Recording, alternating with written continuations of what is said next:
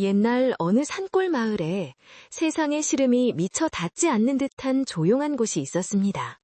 사람들은 그 마을을 소리마을이라 불렀는데, 이는 바람이 산 능선을 넘어올 때마다 맑은 피리소리 같은 바람소리가 난다고 하여 붙여진 이름이었습니다.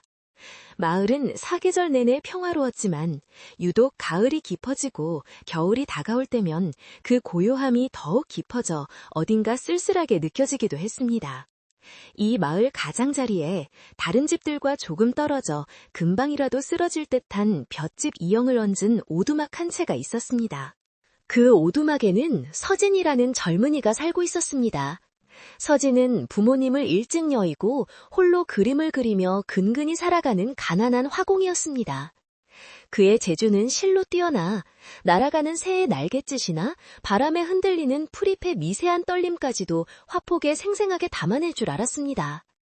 하지만 소리 마을 사람들에게 그림이란 그저 배고픔을 달래주지 못하는 사치일 뿐, 그의 재능을 알아주는 이는 아무도 없었습니다. 서진은 늘 배가 고팠고 늦가을의 찬바람은 낡은 창호지를 뚫고 들어와 그의 뼈를 시리게 했습니다. 서진은 말이 적고 마음이 여린 청년이었습니다.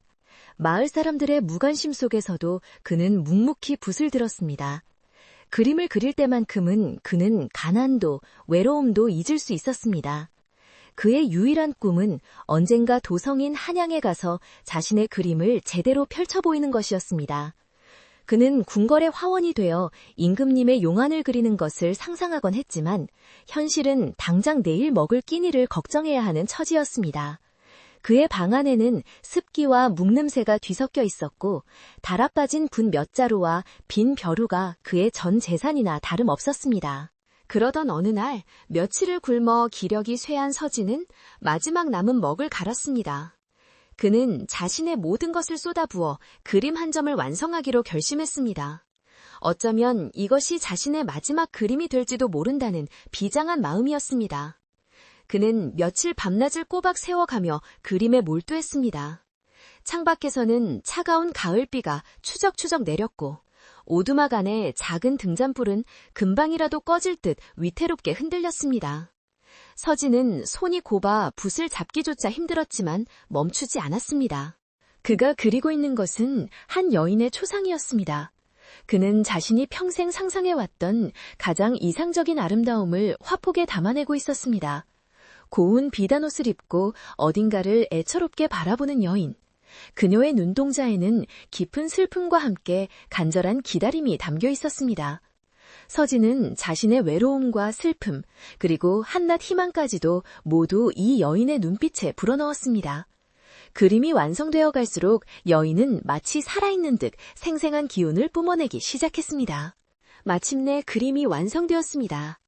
서진은 그림에 기다리는 미인이라는 이름을 붙였습니다. 그림 속 여인은 이 세상 사람이라고는 믿기지 않을 만큼 아름다웠습니다. 단정하게 빗어넘긴 머리카락, 수줍은 듯 붉어진 두 뼘, 그리고 금방이라도 눈물을 떨굴 듯한 촉촉한 눈망울. 서진은 자신이 그려놓고도 그 아름다움에 숨이 멎을 것 같았습니다. 그는 그림을 벽에 걸어두고 멍하니 바라보았습니다. 이 그림이야말로 자신의 영혼 그 자체였습니다. 그날 밤은 유난히 달이 밝은 보름이었습니다. 하지만 서진의 방은 싸늘하게 식어 있었습니다. 마지막 남은 땔감마저 다 타버렸고 그는 얇은 호디부를 뒤집어 쓴 채 덜덜 떨고 있었습니다. 배는 허기지다 못해 아려왔습니다. 서진은 벽에 걸린 기다리는 미인을 바라보았습니다. 어둠 속에서도 그림 속 여인은 희미한 달빛을 받아 신비롭게 빛나는 듯 했습니다. 그는 자신도 모르게 그림을 향해 중얼거렸습니다. 낭자씨여, 만약 당신이 정말 살아있는 사람이라면 얼마나 좋을까요? 그랬다면 이 지독한 외로움 속에서 저도 조금은 위안을 받을 수 있었을 텐데. 서진은 자신의 처지가 한탄스러워 눈물을 글썽했습니다. 그는 그림 속 여인이 자신과 같은 외로움을 느끼고 있다고 생각했습니다. 자신은 재능을 인정받지 못해 외롭고 그림 속 여인은 누군가를 기다리느라 외로운 것이라 여겼습니다. 그렇게 한참을 웅크리고 있던 서진은 스르르 잠이 들었습니다. 얼마나 지났을까? 한밤중 세찬 바람이 불어닥쳤습니다. 낡은 문틈으로 황소 울음 같은 바람소리가 새어들어왔고 찢어진 창호지가 거칠게 파르르 떨었습니다. 그 순간 등장불이 다시 켜진 듯 방 안이 환해지는가 싶더니 벽에 걸린 그림이 격렬하게 흔들리기 시작했습니다. 서진은 잠결에 끙끙 앓는 소리를 내며 눈을 떴습니다. 그의 눈앞에 믿을 수 없는 광경이 펼쳐졌습니다. 그림 속 여인이 그려진 비단 화폭이 마치 물결처럼 부드럽게 일렁이고 있었습니다. 그리고 잠시 후 그림 속 여인이 천천히 화폭 밖으로 걸어 나왔습니다. 그녀가 한 발을 내디딜 때마다 방 안에는 은은하고 기묘한 향기가 퍼져나갔습니다. 서진은 너무 놀라 숨이 막혀 소리조차 지르지 못하고 그저 눈만 크게 뜨고 있었습니다. 여인은 비현실적인 아름다움을 지니고 있었습니다. 그림 속에서 막 튀어나온 듯 그녀의 옷자락은 마치 젖은 먹물처럼 부드럽게 흘러내렸습니다. 그녀는 넋이나간 채 앉아있는 서진을 향해 다가와 옥굿을 굴러가는 듯한 목소리로 말했습니다. 저를 그려주신 분이 서방님이십니까? 그녀의 목소리는 서늘하면서도 이상하게 사람의 마음을 끄는 힘이 있었습니다. 서진은 간신히 고개만 끄덕였습니다. 여인은 자신을 미령이라 소개했습니다. 그녀는 서진의 붓끝에서 태어난 존재라고 했습니다. 저는 서방님의 간절한 염원과 뛰어난 재능이 빚어낸 존재입니다. 서방님의 외로움이 저를 이 세상으로 불러냈지요. 미령은 서진의 초라한 방안을 둘러보며 안타깝다는 듯이 말했습니다. 이런 누추한 곳에 계실 분이 아닙니다. 서방님의 재능이라면 마땅히 임금이 계신 궁궐에서 빛나야 합니다. 미령의 말에 서진은 혼란스러웠습니다. 눈앞의 일이 꿈인지 생시인지 분간할 수 없었습니다. 하지만 그녀의 아름다움과 그녀에게서 풍겨나오는 신비로운 기운은 서진을 압도했습니다. 미령은 서진의 떨리는 손을 부드럽게 잡았습니다. 그녀의 손은 얼음장처럼 차가웠지만 그 차가움이 오히려 서진의 정신을 맑게 했습니다. 저를 믿으십시오. 제가 서방님을 이 나라 최고의 화원으로 만들어드리겠습니다. 미령은 서진에게 이상한 제안을 하기 시작했습니다. 그녀는 서진에게 새로운 그림 그리는 법을 알려주겠다고 했습니다. 서방님의 재주는 이미 뛰어나지만 사람의 마음을 사로잡는 혼이 부족합니다. 제가 그것을 가르쳐드리지요.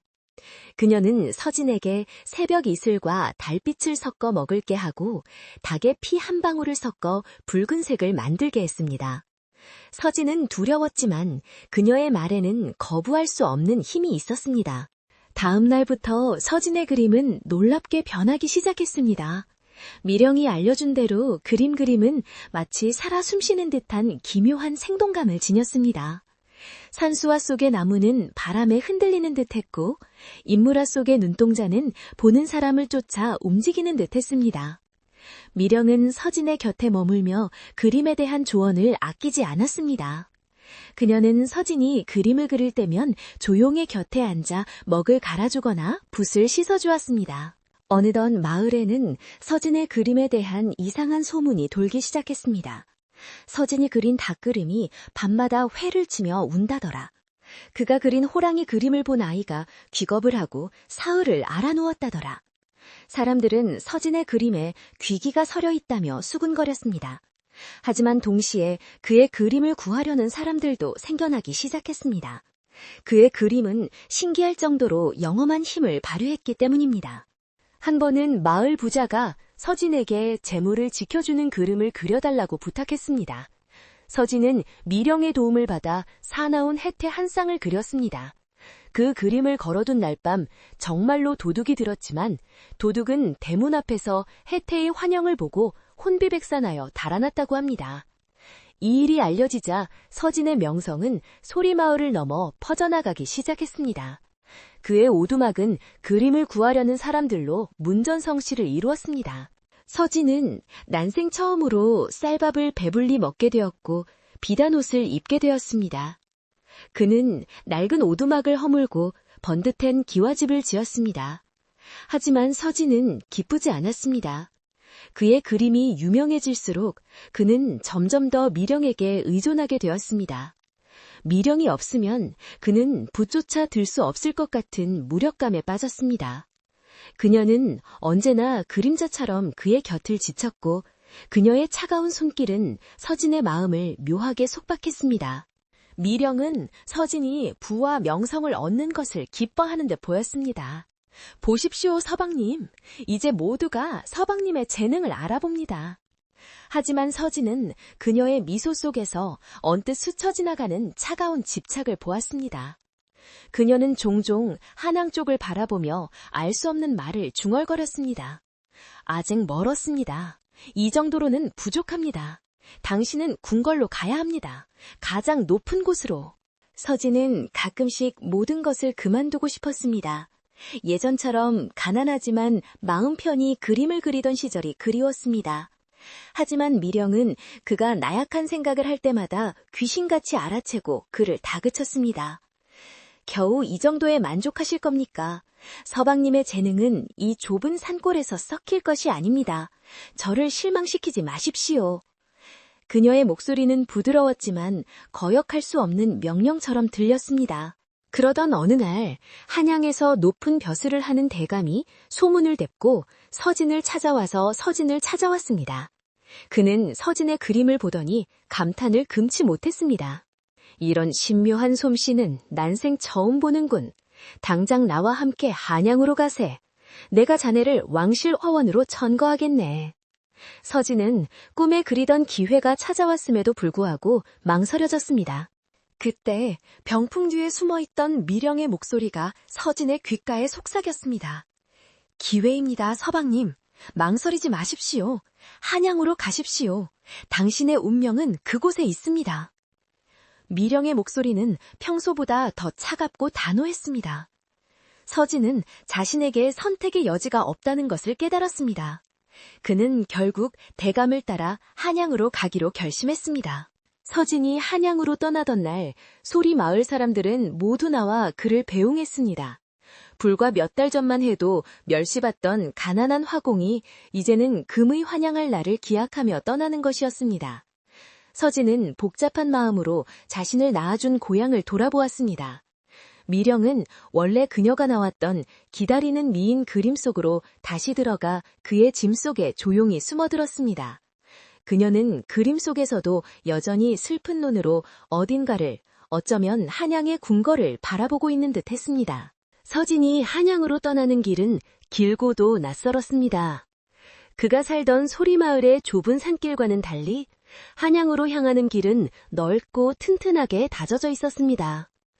그를 데려가는 대감은 가마를 타고 앞서갔고 서진은 그 뒤를 따르는 말에 올라탔습니다. 그의 보잘것없는 짐 보따리 속에는 미령이 들어있는 기다리는 미인 족자가 조심스럽게 말려 있었습니다.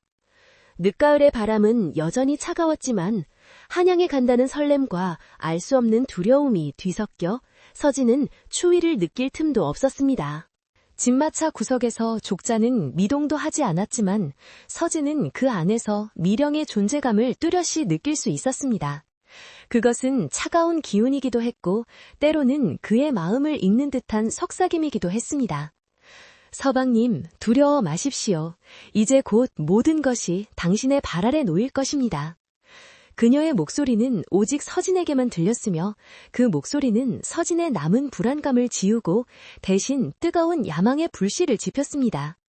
그는 자신의 재능이 아닌 미령의 힘을 빌려 성공을 향해 가고 있다는 사실을 애써 외면했습니다.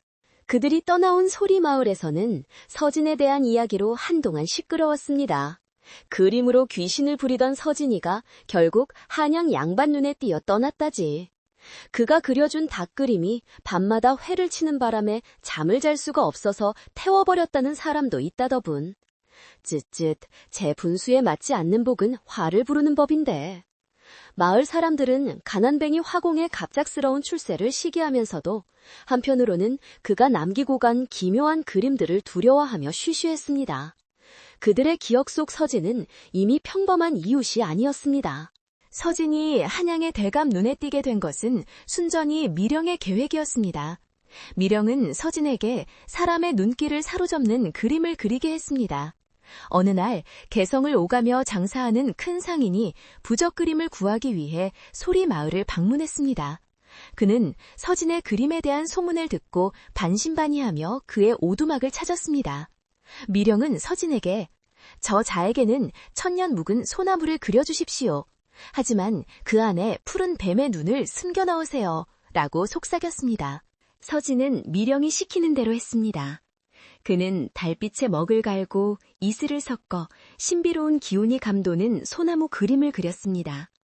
그림은 실로 대단해서 소나무 가지는 당장이라도 화폭을 찍고 나올 듯 힘이 넘쳤고 그 안에 숨겨진 뱀의 눈동자는 보는 사람의 간담을 서늘하게 했습니다. 상인은 그림을 보자마자 그 자리에서 얼어붙었습니다. 그는 그림에서 뿜어져 나오는 강력한 기운에 압도당했고 이것이 보통 물건이 아님을 직감했습니다.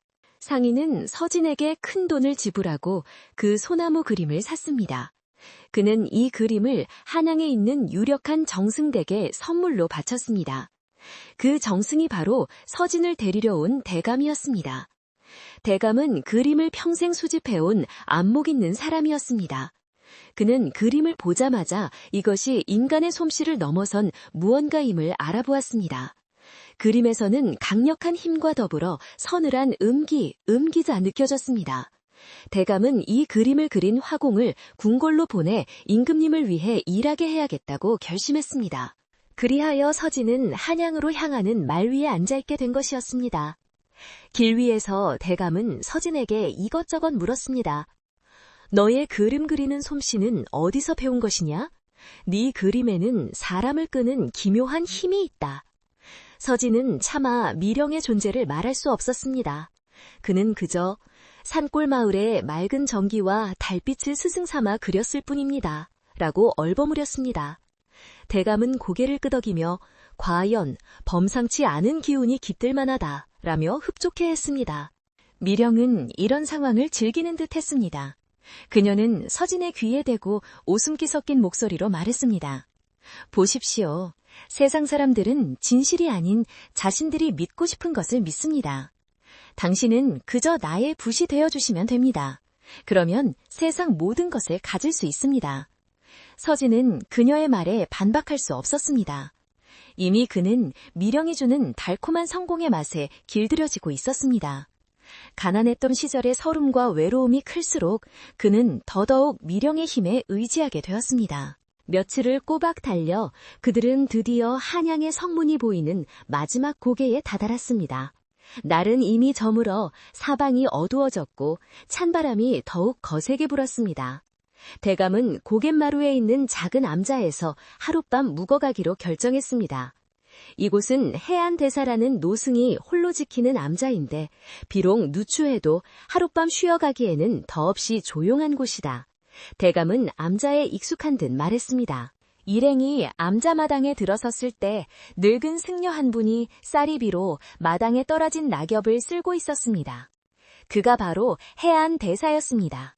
그는 속세의 번잡함과는 거리가 먼 깊은 산속의 고목처럼 고요한 기품을 지니고 있었습니다. 대감이 먼저 다가가 인사를 건넸고 해안대사는 말없이 합장하며 그들을 맞이했습니다. 그의 눈빛은 맑고 깊어서 마치 사람의 마음을 꿰뚫어보는 듯 했습니다. 해안대사는 일행에게 따뜻한 차와 소박한 죽을 대접했습니다. 모두가 시장했던 터라 말없이 식사에 집중했습니다. 하지만 서진은 왠지 모를 불안감에 죽을 절반도 비우지 못했습니다. 해안대사의 시선이 유독 자신에게 오래 머무는 것 같았기 때문입니다. 특히 서진이 품에 안고 있던 진보다리, 즉 미령이 담긴 족자를 바라볼 때면 노승의 미간이 미세하게 좁혀지는 것을 느꼈습니다. 식사가 끝나고 대감은 피곤하다며 먼저 방으로 들어갔습니다. 서진도 자신의 방을 배정받아 들어가려 할 때였습니다. 해안대사가 마당을 가로질러 그에게 다가왔습니다. 노승은 서진의 진보다리를 든 손을 물끄러미 바라보며 입을 열었습니다. 젊은이 어깨에 진 짐이 무거워 보이는구려. 헌데 그 짐은 쌀이나 옷가지의 무게가 아닌 듯합니다. 노승의 목소리는 낮고 차분했지만 서진의 심장을 꿰뚫는 듯 했습니다. 그 순간 서진의 품 안에서 싸늘한 기운이 뿜어져 나왔습니다. 미령이 노승의 말을 경계하고 있다는 증거였습니다. 신경 쓰지 마십시오, 서방님. 늙은 중에 헛소리일 뿐입니다. 미령의 차가운 속삭임이 서진의 귓가를 맴돌았습니다. 서진은 당황하여 그저 고향에서 가져온 그림 도구일 뿐입니다. 라며 황급히 변명했습니다. 하지만 해안대사는 시선을 거두지 않고 말을 이었습니다. 그림이라, 그림은 마음을 비추는 거울이라 하였지요. 허나 그림에 너무 많은 것을 담으려 하면 그림이 도리어 주인의 마음을 집어삼킬 수도 있는 법입니다. 노승은 서진의 눈을 똑바로 바라보았습니다. 그 깊은 눈동자 앞에서 서진은 자신의 모든 비밀을 들킨 듯한 두려움에 휩싸였습니다. 그는 자신도 모르게 한 걸음 뒤로 물러섰습니다. 해안대사는 더 이상 추궁하지 않았습니다. 그는 그저 한숨 같은 말을 내뱉었습니다. 너무 빨리 얻은 것은 그 대가 또한 큰 법이지요. 그늘에서 온 것은 반드시 빛을 탐하지만 그 빛 속에서 스스로 타버리거나 빛을 삼키려 들기 마련입니다. 노승은 서진의 방을 턱짓으로 가리키며 말했습니다. 오늘 밤 그 짐은 안고 자지 말고 방문 밖에 두는 것이 어떻겠소? 방 안의 공기가 너무 차가워지는 것을 막아야지요. 서진은 노승의 말이 무슨 뜻인지 어렴풋이 짐작했지만 감히 미령을 문 밖에 둘 용기가 나지 않았습니다. 그는 어색하게 고개를 숙여 보이고는 서둘러 방으로 들어가 문을 굳게 닫았습니다. 방 안은 싸늘했습니다. 그는 짐보따리를 풀지도 못한 채 이불을 뒤집어 썼습니다. 하지만 미령의 기운 때문인지 해안대사의 경고 때문인지 잠은 오지 않았습니다. 잠시 후 잠이 들었다고 생각했던 대감이 서진의 방을 찾았습니다. 그는 해안대사가 유난히 서진에게만 말을 건네는 것이 이상했던 모양입니다. 무슨 일이냐? 그 노승이 무엇라 하던가? 원래 성격이 괴팍한 분이니 마음에 담아두지 말거라. 서진은 그저 고개를 저을 뿐이었습니다. 대감은 서진의 재능을 아꼈지만 그 재능이 어디에서 비롯되었는지는 알지 못했습니다. 밤이 깊어지고 모두가 잠든 시각, 서진은 여전히 잠들지 못하고 뒤척였습니다. 그때 해안대사가 다시 그의 방문 앞에 서성이는 기척이 느껴졌습니다. 노승은 문을 열지 않고 문 밖에서 조용히 말했습니다. 젊은 화공, 내일 한양에 들어가거든 부디 자신의 그림자를 잘 살피시오. 서진은 숨을 죽였습니다. 왜 그러십니까? 해안대사의 목소리가 어둠을 뚫고 낮게 울렸습니다. 그대의 뒤에는 그림자가 둘이 보이는데 하나는 햇빛이 만든 것이지만 다른 하나는 아닌 듯하여 그렇소. 부디 스스로를 잃지 마시오. 그 말을 끝으로 노승의 발소리는 멀어졌습니다. 서진은 공포에 질렸습니다. 해안대사는 미령의 존재를, 그것도 그녀의 본질이 어둠에 속해 있음을 꿰뚫어 본 것이었습니다. 서진은 당장이라도 짐을 싸서 소리마을로 돌아가고 싶었습니다. 하지만 그는 그럴 수 없었습니다. 미령의 속삭임이 다시 시작되었습니다. 저 늙은이의 말에 현혹되지 마십시오. 그는 당신의 성공을 질투하는 것입니다. 당신은 특별합니다. 당신은 곧 궁궐의 화원이 될 것입니다. 이 미령이 그렇게 만들 것입니다. 그녀의 목소리에는 거부할 수 없는 마력이 있었습니다. 서진은 두려움 속에서도 한양의 궁궐을 떠올렸습니다. 다음 날 아침 일행은 동이 트자마자 암자를 떠났습니다. 서진은 해안대사에게 차마 눈을 마주치지 못하고 황급히 인사를 올렸습니다. 해안대사는 여전히 마당에서 낙엽을 쓸고 있었습니다. 그는 떠나는 서진의 뒷모습을 물끄러미 바라보며 혼잣말로 나지박이 나무아미타불을 읊조릴 뿐이었습니다. 노승의 경고는 서진의 마음에 무거운 돌덩이처럼 남았지만 한양의 거대한 성문이 눈앞에 나타나자 그 무게감은 곧 흥분으로 바뀌었습니다. 드디어 한양에 도착했습니다. 서진은 태어나서 처음 보는 거대한 도성의 위용에 압도당했습니다.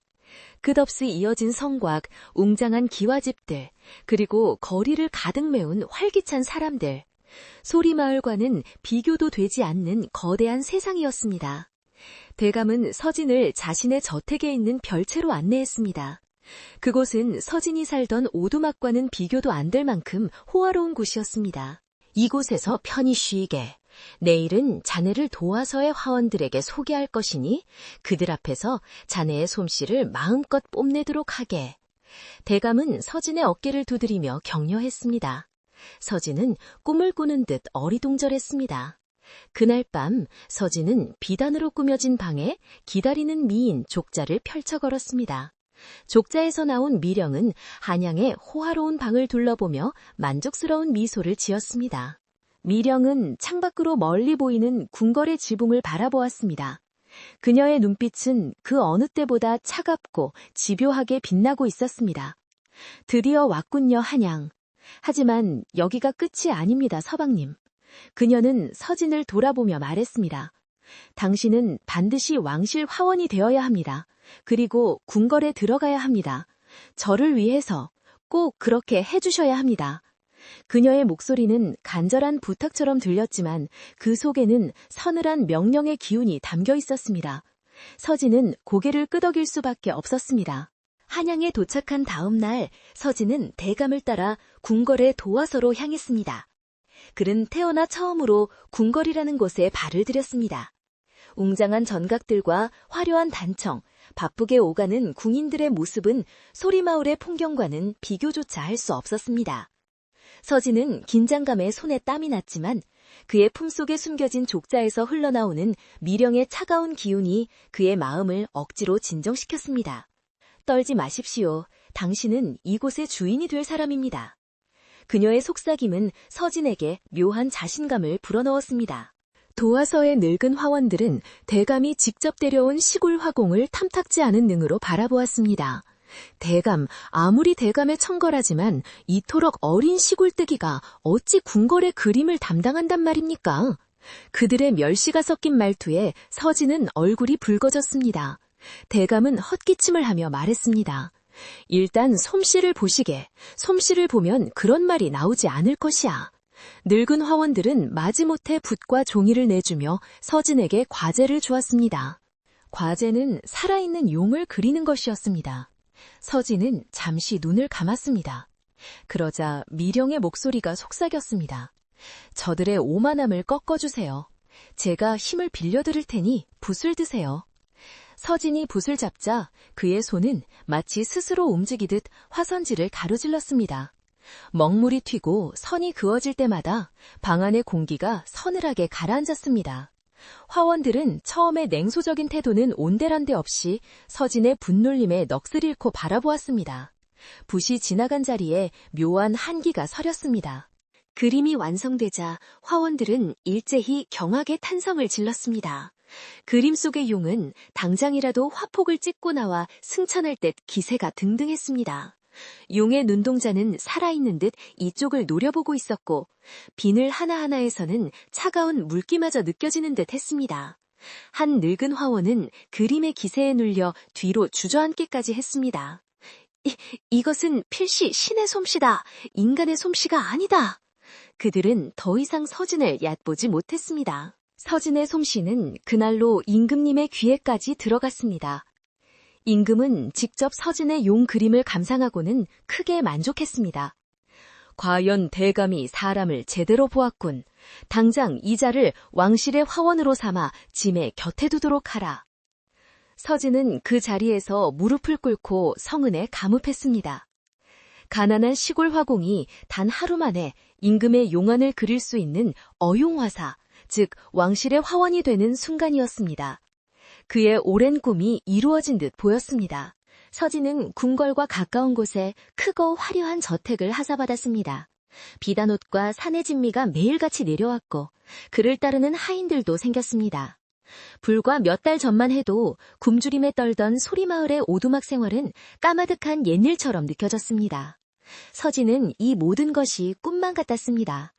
그는 매일 밤 화려한 비단 이불 속에서 자신이 정말 성공했음을 실감하며 잠이 들었습니다. 하지만 그 잠자리는 이상하게도 늘 서늘했습니다. 미령은 이제 그름 속에 숨어 있지 않았습니다.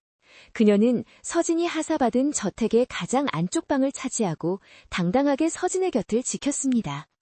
하인들은 그녀를 화공님이 고향에서 데려온 누이 혹은 그림에 영감을 주는 신비한 여인으로 알고 있었습니다.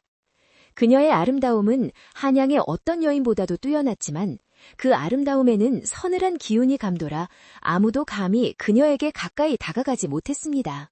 서진은 왕실 화원으로서 임금의 초상화부터 궁궐의 각종 행사 그림까지 모든 것을 도맡아 그렸습니다.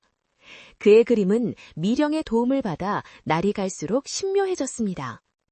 그의 붓끝에서 그려진 산수는 사계절의 정기를 뿜어냈고 인물들은 금방이라도 말을 걸어올 듯 생생했습니다.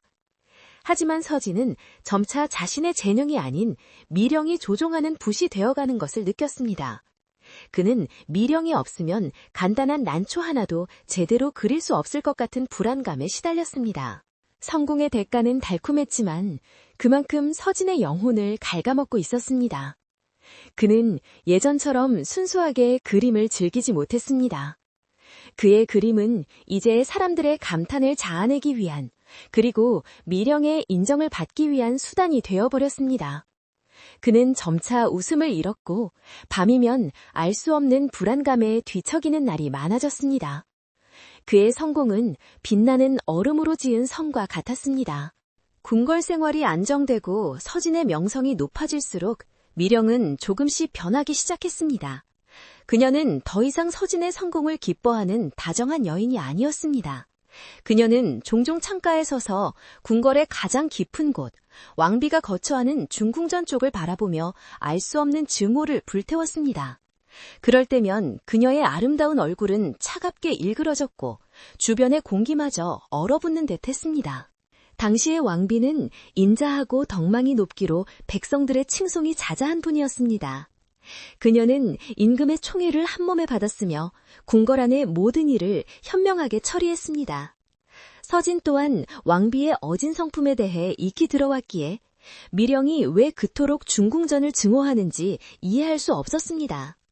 그는 몇 번이고 미령에게 물어보려 했지만 그녀의 쌀쌀맞은 기운에 눌려 감히 입을 떼지 못했습니다. 미령의 눈빛은 무언가에 사로잡힌 듯 공허했습니다. 서진의 방에도 이상한 변화가 생겼습니다. 미령이 머무는 방에서는 언제부터인가 맡아본 적 없는 기묘한 향내가 풍겨왔습니다. 그것은 짙은 꽃향기 같기도 했지만 그 속에는 축축하고 비릿한 냄새가 섞여 있었습니다. 마치 깊은 우물바닥에서 올라오는 물있게 냄새 같았습니다. 그 냄새를 맡을 때마다 서진은 까닭 모를 두통과 현기증을 느꼈습니다. 그리고 그는 매일 밤 악몽에 시달리기 시작했습니다. 꿈속에서 그는 끝없이 깊고 어두운 우물 속으로 떨어지곤 했습니다.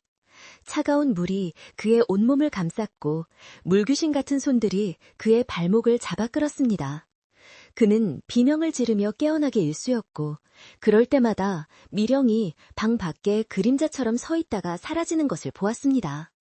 서진은 자신이 거대한 거미줄에 걸린 나비처럼 느껴졌습니다. 그러던 어느 보름달이 유난히 밝은 밤이었습니다. 서진은 또다시 끔찍한 악몽을 꾸다 식은땀을 흘리며 잠에서 깨어났습니다. 갈증을 느낀 그는 물을 마시기 위해 미령의 방을 지나치게 되었습니다. 미령의 방은 불이 꺼져 있었지만 달빛이 창호지를 통해 환하게 스며들고 있었습니다. 그런데 그 순간 서진은 자신의 눈을 의심했습니다. 미령이 창가에 서 있었는데 창호지에 비친 그녀의 그림자가 이상했습니다. 창가에 서 있는 것은 분명 비단 옷을 입은 아름다운 미령의 모습이었습니다. 하지만 창호지에 비친 그림자는 그녀의 모습이 아니었습니다. 그것은 머리를 산발하고 온몸이 흠뻑 젖은 채 하얀 소복을 입은 여인의 형상이었습니다. 여인의 그림자는 고통스럽게 몸부림치듯 일그러져 있었고 긴 머리카락이 창호지를 가득 메우는 듯 했습니다. 서진은 너무 놀라 그 자리에 얼어붙었습니다. 온몸의 피가 차갑게 식는 것 같았습니다. 서진은 공포에 질려 뒷걸음질 치다가 그만 곁에 있던 찻잔을 떨어뜨려 깨뜨리고 말았습니다. 쨍그랑 하는 날카로운 소리가 고요한 밤의 정적을 깨뜨렸습니다. 그 소리와 함께 미령이 휙 돌아보았습니다. 그녀의 얼굴은 달빛을 받아 창백하게 빛났지만 그녀의 눈동자는 더 이상 서진이 알던 그 눈동자가 아니었습니다. 그곳에는 차가운 분노와 끓어오르는 원한만이 가득했습니다. 보셨군요. 이제 더는 숨길 필요가 없게 되었습니다. 미령의 목소리는 얼음장처럼 차가웠습니다. 미령은 더 이상 다정한 척 연기하지 않았습니다. 그녀는 서진에게 다가와 그의 멱살을 잡을 듯이 노려보며 말했습니다. 내가 당신을 왕실 화원으로 만들어준 이유가 무엇인지 아십니까? 당신의 재능이 필요했기 때문입니다. 서진은 공포에 질려 떨었습니다. 무엇을 원하시오? 도대체 당신은 누구요? 미령은 중궁전 쪽을 손가락으로 가리키며 끔찍한 미소를 지었습니다. 왕비, 저 여자의 초상화를 그리세요. 서진은 잠시 안도했습니다. 왕비의 초상화를 그리는 것은 어용화사로서 당연히 할 수 있는 일이라고 생각했기 때문입니다. 그것은 영광스러운 일입니다. 당연히 그려야지요. 임금님께 윤허를. 하지만 미령은 서진의 뺨을 세차게 후려갈겼습니다. 멍청한 놈, 내가 원하는 것이 그런 가짜 껍데기일 줄 알았더냐. 그녀는 분노로 목소리를 떨며 소리쳤습니다. 얼굴을 그리라는 것이 아니다. 나는 저 여자의 심장을 원한다. 서진은 미령의 말을 이해할 수 없었습니다. 심장이라니요? 그림으로 어찌 심장을? 미령은 비웃음을 흘렸습니다. 당신의 붓에는 영혼을 담는 힘이 있습니다. 내가 그렇게 만들어 주었지요. 이제 그 힘을 쓸 때입니다. 왕비의 앞에 앉아 붓을 드세요. 그리고 저 여자의 영혼, 생기, 그 모든 것을 화폭 안에 빨아들여 봉인해버리세요. 그녀의 눈은 광기로 번뜩이고 있었습니다. 영혼을 봉인한다는 말에 서진은 아연실색했습니다. 서진은 경악했습니다. 그것은 살인이나 다름없는 짓이었습니다. 내가 왜 그런 끔찍한 짓을 해야 합니까? 당신은 대체 누군데 나에게 이런... 그러자 미령은 울부짖듯 자신의 정체를 밝혔습니다. 저 여자가 나를 죽였기 때문이다. 그녀는 자신의 가슴을 쥐어뜯으며 절규했습니다. 나는 본디 이 궁궐의 궁녀였다. 내 진짜 이름은 미령이 아니라 월향이었지. 월향은 본래 지금의 왕비가 후궁 시절일 때 그녀를 모시던 궁녀였습니다. 그녀는 후궁이었던 지금의 왕비가 다른 경쟁자였던 후궁을 모함하여 죽음으로 몰아넣는 끔찍한 비밀을 우연히 목격하게 되었습니다. 후궁은 자신의 죄가 드러날까 두려워 자신을 충성스럽게 모셨던 월향에게 영모죄라는 누명을 씌웠습니다. 아무도 월향의 말을 믿어주지 않았고 그녀는 억울하게 죽임을 당한 뒤 깊은 우물 속에 버려졌습니다. 나는 그 차가운 우물 바닥에서 죽어가며 맹세했다. 뼈가 시리고 살이 썩어가는 고통 속에서 맹세했지. 언젠가 반드시 돌아와 나의 억울함을 풀고 저 여자의 모든 것을 빼앗겠다고. 월향, 아니 미령의 목소리는 원한으로 가득 차 있었습니다. 그녀의 형상이 일그러지며 방금 전 창호지에 비쳤던 소복 입은 원규의 모습으로 변해갔습니다. 방 안의 온도가 급격히 떨어졌습니다. 나는 저 여자의 몸을 차지하고 다시 살아날 것이다. 저 여자가 누리고 있는 왕비의 자리, 그 모든 것을 빼앗아 내가 이 나라의 국모가 될 것이다. 그녀는 서진의 재능이 필요했던 것입니다. 월향의 원호는 너무 강했지만 왕비가 지닌 고귀한 기운과 궁궐의 용기, 룡키를 억누르고 몸을 빼앗기에는 힘이 부족했습니다. 그래서 그녀는 영혼을 화폭에 담을 수 있는 특별한 재능을 가진 화공을 찾았습니다. 그녀가 바로 서진의 외로움과 욕망을 파고들어 그를 한양까지 오게 한 이유였습니다. 소리마을에서 그렸던 기다리는 미인은 사실 누군가를 기다린 것이 아니라 복수하기 위해 나갈 기회를 기다렸던 원혼의 모습이었던 것입니다. 서진은 그녀의 복수를 위한 도구에 불과했던 것입니다. 그의 재능은 그녀의 원한을 풀어줄 칼날에 불과했습니다. 서진은 이 모든 끔찍한 진실 앞에서 다리가 풀려 주저앉았습니다. 그는 고개를 저었습니다. 못하오. 나는 사람의 목숨을 빼앗는 그런 흉악한 짓은 할 수 없소. 차라리 나를 죽이시오. 그러자 미령의 얼굴이 다시 아름다운 모습으로 돌아왔습니다. 하지만 그 표정은 전보다 100배는 더 차가웠습니다. 거절할 수 있을 것 같습니까, 서방님? 내가 당신에게 준 모든 것을 잊으셨나요? 그녀는 서진의 턱을 붙잡고 속삭였습니다. 그녀의 숨결은 묘한 이끼 냄새를 풍겼습니다. 당신이 지금 누리고 있는 부와 명예, 그리고 그 신묘한 그림 솜씨까지 모두 내가 준 것입니다. 내가 마음만 먹으면 이 모든 것을 당장 거두어갈 수 있습니다. 당신은 다시 소리마을의 굶주린 화궁으로 돌아가거나 아니면 그보다 더 비참해질 것입니다. 미령은 창밖을 가리켰습니다. 선택하세요. 나를 도와 왕비의 영혼을 그리고 이 나라 최고의 화원으로 계속 살 것인지, 아니면 그녀는 서늘하게 웃었습니다. 아니면 저잣거리에 미치광이 사기꾼으로 몰려 비참하게 죽을 것인지, 내가 당신의 재능을 신묘하게 만들었듯 하룻밤 사이에 당신을 귀신의 신 미치광이로 만드는 것도 어렵지 않습니다. 그녀의 말은 빈말이 아니었습니다. 서진은 절망감에 휩싸였습니다. 그는 돌이킬 수 없는 강을 건넜음을 깨달았습니다. 그는 자신이 소리마을에서 품었던 순수했던 낌이 한양의 명성을 향한 욕망으로 변질되었고, 그 욕망이 결국 자신을 끔찍한 원혼의 덫에 걸리게 했음을 깨달았습니다. 하지만 후회하기엔 너무 늦었습니다. 그는 미령의 요구를 거절할 힘이 없었습니다. 그는 떨리는 목소리로 간신히 대답했습니다.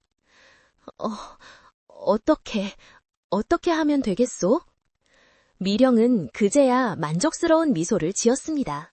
서진은 공포와 절망 속에서 뜬 눈으로 밤을 지새웠습니다. 미령, 아니 월량의 원한이 서린 목소리가 그의 귓가를 떠나지 않았습니다. 그는 자신이 이 끔찍한 원혼의 소나귀에서 벗어날 수 없으리라 생각했습니다.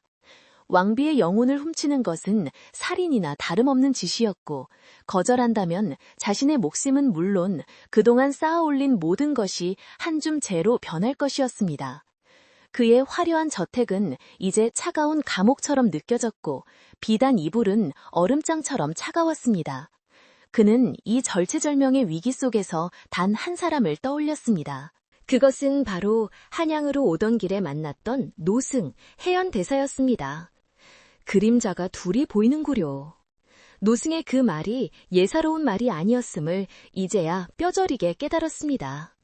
해안대사라면 이 원규의 소나기에서 벗어날 방법을 알려줄지도 모른다는 희미한 희망이 생겼습니다.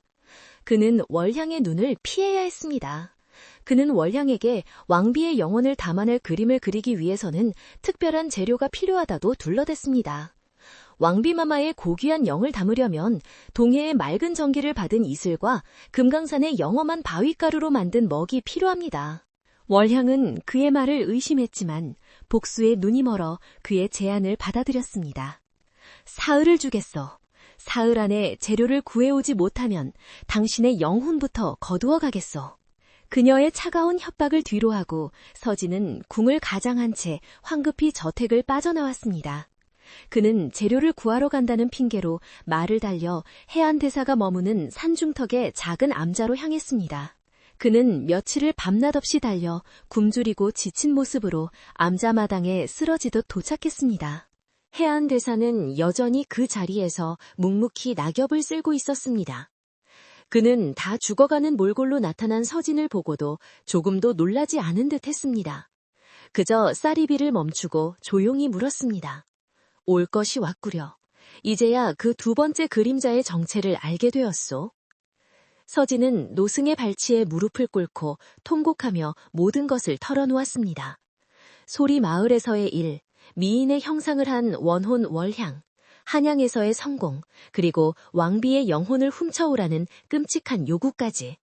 그는 자신의 헛된 욕망이 이 모든 화를 불렀다며 눈물로 용서를 구했습니다. 해안대사는 긴 한숨을 내쉬었습니다. 젊은이의 헛된 욕망이 굶주린 원귀를 불러들인 것이요. 원귀는 사람의 가장 약한 마음을 파고들어 양분으로 삼는 법이지. 노승은 서진을 일으켜 세웠습니다. 허나 아직 늦지 않았소. 그대의 눈물 속에 아직 양심이 남아있으니 방도가 있을 것이오. 노승은 서진을 데리고 법당 뒤편에 작은 창고로 갔습니다. 그곳에서 먼지가 뽀얗게 쌓인 작은 먹상자와 낡은 붓 한 자루를 꺼내왔습니다. 이 먹은 천일 동안 불경을 태운 재로 만든 정화의 먹이라오. 그리고 이 붓은 벼락 맞은 대추나무로 만든 파사의 붓지지. 해안대사는 그것들을 서진의 손에 쥐어주며 말했습니다. 원한은 더 큰 원한으로 덮을 수 없는 법. 그 원귀의 복수심을 꺾을 수 있는 것은 그 원한보다 더 깊은 이해뿐이요. 서진은 노승의 말을 이해할 수 없다는 듯 고개를 저었습니다. 해안대사는 서진의 어깨를 잡고 단호하게 말했습니다. 월양의 요구대로 왕비의 초상화를 그리겠다고 하시오. 허나 그대의 붓은 왕비를 향해서는 안 됩니다. 노승은 서진의 눈을 똑바로 바라보며 말했습니다. 왕비의 영혼이 아니라 월양의 억울함을 그리시오. 서진은 놀라서 되물었습니다. 월양의 억울함을 그리라 하셨습니까? 그렇소. 그 원귀가 왜 그토록 고통스러워하는지, 그 차가운 우물바닥에서 무엇을 느꼈는지, 그 사무친 하늘, 그대가 받은 파사의 붓과 정화의 먹으로 남김없이 화폭에 쏟아내시오. 진정한 그림은 영혼을 가두는 것이 아니라 묶인 영혼을 풀어주는 법입니다. 서진은 해안대사의 깊은 뜻을 어렴풋이 깨달았습니다. 그것은 자신의 모든 재능과 영혼을 건 도박이었습니다. 제가 해낼 수 있겠습니까? 해안대사는 고개를 끄덕였습니다. 내가 함께 가겠소. 그대가 그림을 그릴 때 나는 그 곁에서 경을 외워 원혼의 집착을 끊어낼 것이오. 부디 그대의 붓이 칼날이 아닌 영혼을 구원하는 다리가 되게 하시오. 서진은 비장한 표정으로 노승에게 큰 절을 올렸습니다. 서진은 해안대사를 자신의 하인처럼 변장시켜 함께 한양으로 돌아왔습니다. 월향은 약속한 사흘째 되는 날 저택 입구에서 그를 기다리고 있었습니다. 그녀는 서진의 뒤에 선 늙은 하인 해안대사를 차가운 눈으로 훑어보았지만 노승이 기운을 감추고 있어 그저 평범한 늙은이로 여길 뿐이었습니다. 서진은 재료를 모두 구했다며 당장 왕비마마의 초상화를 그릴 수 있게 주선해달라고 말했습니다. 월향은 만족스러운 미소를 지으며 고개를 끄덕였습니다. 다음 날 궁궐의 가장 조용한 전각에 화폭이 준비되었습니다. 왕비는 온화한 미소를 지으며 자리에 앉았습니다. 그대의 신묘한 솜씨는 익히 들었소. 부디 나의 모습을 아름답게 그려주시오. 왕비는 자신의 목숨을 노리는 무서운 음모가 진행되고 있음을 전혀 알지 못했습니다. 서진은 땀이 배어 축축한 손으로 붓을 잡았습니다. 전각의 구석, 어두운 그림자 속에서 월양의 차가운 기운이 독사의 혀처럼 날름거리며 그를 감시하고 있었습니다. 시작해라. 저 여자의 숨통을, 저 여자의 영혼을 화폭 속으로 끌어내라. 월향의 속삭임이 서진의 뇌리를 파고들었습니다. 서진은 눈을 감았다 떴습니다. 그는 해안대사가 준 정화의 먹을 갈기 시작했습니다. 벼로의 먹이 갈릴 때마다 묵향기가 아닌 맑고 깨끗한 향냄새가 방 안에 퍼져나갔습니다. 왕비는 참으로 기묘한 먹향기이구나 라며 신기해했습니다. 하지만 월향은 그 냄새에 흠칫하며 몸을 사렸습니다. 서진은 파사의 붓을 들었습니다. 그의 손은 가늘게 떨렸습니다. 그는 왕비의 고운 용안을 바라보았습니다. 그리고 천천히 왕비가 아는 그 너머의 그림자, 월향을 바라보았습니다. 그는 붓을 들고 화폭에 첫 선을 그었습니다. 월향은 기대감에 찬 눈으로 그를 지켜보았습니다. 그래, 저 여자의 눈부터 생기를 빼앗아라. 하지만 서진의 붓은 왕비의 모습을 그리지 않았습니다. 서진은 왕비의 화려한 궁중 의복 대신 물에 젖어 축 늘어진 하얀 소복을 그리기 시작했습니다. 왕비의 단아한 머리 모양 대신 물이 뚝뚝 떨어지는 산발한 머리카락을 그렸습니다. 그는 왕비의 온화한 미소가 아닌 공포와 원통함에 일그러진 젊은 궁녀의 얼굴을 그렸습니다. 그는 해안대사의 말을 기억하며 월향이 겪었을 끔찍한 순간, 차가운 우물 속으로 떨어지던 절망, 숨이 끊어지는 고통, 그리고 그보다 더한 억울함을 화폭에 담아냈습니다. 월향은 자신의 모습이 그려지는 것을 보고 경악했습니다. 네, 이놈! 감히 나를 속여! 무엇을 그리는 것이냐! 당장 멈추지 못해! 그녀가 소리치며 서진에게 달려들려 했습니다. 하지만 서진의 분노림은 멈추지 않았습니다. 붓이 지나갈 때마다 그림에서 눈부신 빛이 뿜어져 나오기 시작했습니다. 그것은 벼락의 빛이었고 정화의 빛이었습니다. 월향은 그 빛에 가로막혀 서진에게 접근조차 하지 못하고 고통스럽게 비명을 질렀습니다. 왕비는 갑자기 방 안의 공기가 얼음장처럼 차가워지고 정체 모를 비명소리가 들리자 공포에 질려 어쩔 줄 몰라 했습니다. 이게 무슨 소린가? 화공! 도대체 무슨? 바로 그때였습니다. 서진의 뒤에서 하인 복장을 한 해안대사가 앞으로 나서며 손에 든 염주를 높이 쳐들었습니다. 나무아미 타불, 맺힌 것은 풀어야 하느니 헛된 집착을 버리고 본래의 자리로 돌아가라. 노승의 우렁찬 목소리가 전각을 뒤흔들었습니다. 해안대사는 월향의 원혼을 향해 목탁을 두드리며 금강경을 외우기 시작했습니다. 원한에 사로잡힌 가엾은 영혼이여, 그대의 억울함은 이 화폭에 모두 담겼으니 이제 그만 증오를 거두고 빛을 따르라. 서진은 마지막 힘을 다해 그림의 마지막 획을 그었습니다. 그것은 월향의 눈물이었습니다. 그림이 완성되는 순간 화폭에서 쏟아져 나온 빛이 월향의 원혼을 감쌌습니다. 월향은 자신의 억울함이 고스란히 담긴 그림을 바라보며 오열했습니다. 그녀의 일그러졌던 얼굴이 서서히 본래의 궁녀 월향의 모습으로 돌아왔습니다. 내 억울함이 헛되지 않았구나. 그녀의 형체가 투명해지기 시작했습니다. 그녀는 자신을 구원해준 서진과 해안대사를 향해 깊이 고개를 숙였습니다. 그리고 한 줄기 빛이 되어 하늘로 사라졌습니다. 방안을 가득 메웠던 살을 애는 듯한 한기가 봄눈 녹듯 사라졌습니다. 월향의 원혼이 사라지자마자 서진이 소리마을에서부터 가져왔던 기다리는 미인 족자는 그 자리에서 바스라지며 한 줌의 검은 재로 변해버렸습니다. 모든 기력을 소진한 서진은 붓을 떨어뜨리며 그 자리에 주저앉았습니다. 왕비는 잠시 기절했다가 깨어나 눈앞에 펼쳐진 광경과 해안대사를 보며 어리둥절해했습니다. 모든 것이 끝났습니다. 서진은 자신의 붓이 누군가를 해하는 대신 한 맺힌 영혼을 구원했음에 안도의 한숨을 내쉬었습니다. 모든 것이 순식간에 일어났습니다. 왕비는 잠시 혼절했다가 해안대사의 목소리에 겨우 정신을 차렸습니다. 그녀는 눈앞의 상황을 도무지 이해할 수 없었습니다. 방금 전까지 자신을 그리던 화공은 바다가 주저앉아 있었고 처음 보는 노승이 목탁을 쥔 채 서 있었으며 바닥에는 검은 재 한 줌과 방금 완성된 듯한 기묘한 그림 한 폭이 전부였습니다. 왕대는 가슴을 쓸어내리며 물었습니다. 대사님이, 이게 도대체 무슨 일입니까? 저 화공은... 해안대사는 조용히 합장하며 왕비의 불안한 마음을 진정시켰습니다. 마마, 놀라신 심려를 거두시옵소서. 이 젊은 화공의 재주가 너무도 뛰어나 그 재주를 시기한 사특한 기운이 잠시 붙어 있었나 봅니다. 노승은 월향의 억울한 사연이나 왕비의 과거 잘못을 굳이 들추지 않았습니다. 그것은 이미 지나간 인과였고 원혼이 정화된 이상 더 큰 혼란을 만들 필요가 없었기 때문입니다.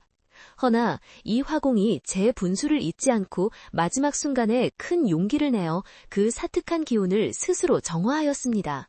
이제 모든 흉액은 사라졌으니 안심하셔도 됩니다. 서진은 해안대사의 배려에 말없이 고개를 숙였습니다. 그는 바닥에 나뒹구는 월향의 억울함이 담긴 그림을 바라보았습니다. 그리고 기다리는 미인이 변해버린 한 줌의 재를 보았습니다. 그의 손에 쥐어졌던 부와 명예가 마치 그 재처럼 허망하게 느껴졌습니다. 궁궐의 화려함도 왕실 화원이라는 명예도 이 순간 그에게는 아무런 의미가 없었습니다. 그는 지독한 악몽에서 깨어난 듯 온몸이 지쳐 있었지만 마음은 기이하게도 평온했습니다. 왕비는 해안대사의 말을 듣고서야 안도의 한숨을 내쉬었습니다. 그녀는 사특한 기원을 물리쳤다는 말에 서진을 다시 보게 되었습니다. 그대가 나를 구한 것이로구나. 참으로 용감한 화공이다. 짐이 그대에게 큰 상을 내리겠다. 하지만 서진은 고개를 가로저었습니다. 그는 천천히 일어나 왕비와 해안대사 앞에 엎드렸습니다. 마마, 소신은 상을 받을 자격이 없습니다. 오히려 큰 죄를 지었습니다. 서진은 임금과 왕비에게 모든 것을 고하지는 않았지만 자신의 진실을 고백했습니다. 소신의 신묘하다던 그림 솜씨는 본래 소신의 것이 아니었습니다. 소신이 젊은 날의 헛된 공명심에 눈이 멀어 요사스러운 기운을 받아들였고 그 힘을 빌려 감히 왕실 화원의 자리를 탐하였습니다. 그는 자신이 이제 그 힘을 모두 잃었으며 더 이상 임금님을 위한 그림을 그릴 수 없게 되었다고 솔직하게 털어놓았습니다. 그리고 왕실 화원의 직책을 거두어달라고 간청했습니다. 임금과 왕비는 크게 놀랐습니다. 지금껏 들어본 적 없는 기이한 이야기였지만 서진의 표정은 너무도 진지했고 그 곁을 지키는 해안대사의 침묵은 그 고백에 무게를 실어주었습니다. 해안대사가 조용히 입을 열었습니다. 전하, 이 젊은이는 큰일을 치르며 모든 기력을 소진하였습니다. 그의 영혼은 이제 깨끗해졌으나 궁궐의 무거운 기운을 감당하기에는 너무 맑아졌습니다. 부디 그가 본래 왔던 곳으로 돌아가 심신을 회복하도록 윤허하여 주시옵소서. 임금은 잠시 서진을 바라보았습니다. 불과 며칠 전만 해도 야망과 불안에 번뜩이던 젊은 화공의 눈은 이제 모든 것을 내려놓은 듯 고요하고 평화롭게 가라앉아 있었습니다. 임금은 고개를 끄덕였습니다. 그대의 솔직함을 높이 사겠네. 또한 그대의 용기로 왕비의 심신을 어지럽히던 흉액을 막았으니 공이 있다. 허나 그대의 뜻이 그러하다면 굳이 잡지 않겠네. 모든 것을 내려주고 고향으로 돌아가는 것을 허하노라. 서진은 성은에 감읍하며 깊이 머리를 조아렸습니다. 그는 궁에서 하사받은 모든 재물과 비단옷 그리고 호화로운 저택을 그 자리에 모두 남겨두었습니다. 그는 자신이 한양에 처음 올 때와 마찬가지로 보잘것없는 무명옷 한 벌만을 걸친 채 궁궐문을 나섰습니다. 그의 손에는 해안 대사가 준 파사의 붓과 정화의 멍만이 유일한 재산으로 들려 있었습니다. 며칠을 걸어 서진은 다시 소리마을로 돌아왔습니다. 마을 사람들은 그를 보고 깜짝 놀랐습니다. 한양으로 떠날 때만 해도 의기양양했던 그가 몇 달 만에 다시 초라한 행색으로 돌아왔기 때문입니다. 몇몇 사람들은 거보게에 한양물이 그리 만만할 줄 알았나? 궁궐 화원이 되었다더니 쫓겨난 게로군. 이라며 뒤에서 수근거렸습니다. 하지만 서진은 그들의 말에 아무런 대꾸도 하지 않고 그저 희미하게 웃어 보일 뿐이었습니다. 그는 마을 가장자리에 있는 다 쓰러져 가던 자신의 옛 오두막으로 돌아왔습니다. 그가 떠난 사이 오두막은 더욱 황폐해져 있었습니다. 하지만 서진은 실망하지 않았습니다. 그는 묵묵히 소매를 걷어붙이고 집을 수리하기 시작했습니다. 썩은 석가래를 걷어내고 산에서 새 나무를 해왔습니다. 지붕에 새로 짚을 엮어 이었고 무너진 흙벽을 진흙을 이겨 정성껏 발랐습니다. 그 일은 고되고 힘들었지만 그의 마음은 이상하리만치 편안했습니다. 그렇게 며칠이 지나자 흉가 같던 오두막은 비록 작고 초라하지만 아늑한 쉼터의 모습을 되찾았습니다. 서진은 땀으로 젖은 얼굴을 닦으며 자신이 고친 집을 바라보았습니다. 미령의 힘을 빌려 얻은 한양의 거대한 저택보다 자신의 손으로 직접 고친 이 작은 오두막이 100배는 더 소중하게 느껴졌습니다. 그는 텃밭에 작은 무와 배추 씨앗도 심었습니다. 이제 그는 자신의 힘으로 살아가야 했습니다. 어느 날 저녁 서진이 땀 흘려 일하고 마루에 앉아 숨을 돌리고 있을 때였습니다. 이웃에 사는 마음씨 착한 할머니가 김이 모락모락 나는 보리밥 한 그릇과 뜨끈한 무국을 들고 찾아왔습니다. 쯧쯧, 한양에서 고생만 하다 온 게로군. 그래도 기운은 차려야지. 할머니는 그가 가난했던 시절 유일하게 그에게 쌀을 나누어 주었던 분이었습니다. 서진은 눈시울이 뜨거워졌습니다. 그는 할머니가 내민 밥그릇을 받아들고 허겁지겁 밥을 먹었습니다. 한양의 산의 진미보다 더 달고 맛있는 밥이었습니다. 서진은 자신이 무엇을 해야 할지 깨달았습니다. 그에게는 더 이상 영혼을 주고 흔드는 신묘한 솜씨는 없었습니다. 하지만 그에게는 여전히 사물을 바라보는 눈과 그것을 그리고자 하는 마음이 남아 있었습니다. 그리고 해안대사가 준 붓과 먹이 있었습니다. 그는 더 이상 명성을 위해 그림을 그리지 않기로 했습니다. 그는 자신의 마음을 위해 그리고 이웃을 위해 그림을 그리기로 했습니다. 그의 오두막에 마을 아이들이 호기심 어린 눈으로 기웃거리기 시작했습니다. 한양에서 그림 그리던 아저씨 맞아요? 서진은 아이들을 안으로 불러들였습니다. 그래, 맞단다. 그림 배워보고 싶으냐? 그는 아이들에게 붙잡는 법부터 가르치기 시작했습니다. 그는 아이들에게 용이나 호랑이처럼 무섭고 신기한 것을 그리지 않았습니다. 대신 소리마을의 아름다운 산과 들, 그리고 아이들의 얼굴을 그리는 법을 가르쳤습니다. 이 산의 능선이 얼마나 부드러운지 보아라. 저 들꽃이 바람에 어떻게 흔들리는지 느껴보아라. 서진의 그림에는 더 이상 사람을 놀라게 하는 귀기가 없었습니다. 대신 따뜻하고 편안한 기운이 감돌았습니다. 그의 붓은 이제 영혼을 속박하는 도구가 아니라 평범한 일상의 소중함을 담아내는 그릇이 되었습니다. 아이들은 서진의 가르침을 스펀지처럼 빨아들였고 오두막은 매일 아이들의 웃음소리로 가득 찼습니다. 마을 사람들도 서진을 대하는 태도가 달라졌습니다. 처음에는 실패한 화공이라며 얕잡아 보았지만 아이들을 진심으로 대하며 소박하게 살아가는 그의 모습을 보며 점차 마음을 열었습니다. 그들은 서진에게 밭에서 거둔 채소를 나누어 주었고 서진은 그 답례로 그들의 늙은 부모님 초상화를 그려주었습니다. 그의 그림은 신통력은 없었지만 그 사람의 가장 선하고 행복했던 순간을 담아내는 묘한 힘이 있었습니다. 어느덧 시간은 흘러 다시 늦가을이 되었습니다. 달빛이 교교히 마당을 비추는 고요한 밤이었습니다. 서진은 아이들이 낮에 그리고 삐뚤빼뚤한 그림들을 벽에 걸어두고 흐뭇하게 바라보고 있었습니다. 그는 해안대사가 준 붓을 조용히 내려놓고 자신이 예전에 쓰던 달아빠진 붓을 들었습니다. 그리고 창밖에 비친 둥근 달과 바람에 흔들리는 소리, 마을의 대숲을 그리기 시작했습니다. 그림을 그리는 그의 마음은 더없이 평온했습니다. 그는 더 이상 한양의 명성을 꿈꾸지 않았고 미령의 아름다움에 현혹되지도 않았습니다. 그는 그저 지금 이 순간 자신의 오두막에서 그림을 그릴 수 있다는 사실에 감사할 따름이었습니다. 붓을 놀리는 그의 손은 자신감 넘쳤지만 그 속에는 어떤 욕심도 담겨 있지 않았습니다. 그림이 완성되자 서진은 붓을 놓고 뜨끈하게 데운 숭늉 한 사발을 천천히 마셨습니다. 창밖에서는 소리마을 특유의 맑은 바람소리가 소소 하고 피리처럼 불어왔습니다. 그 소리는 더 이상 외롭게 들리지 않았습니다. 그것은 마치 서진의 평화로운 마음에 화답하는 듯한 따뜻하고 정겨운 자장가 소리 같았습니다.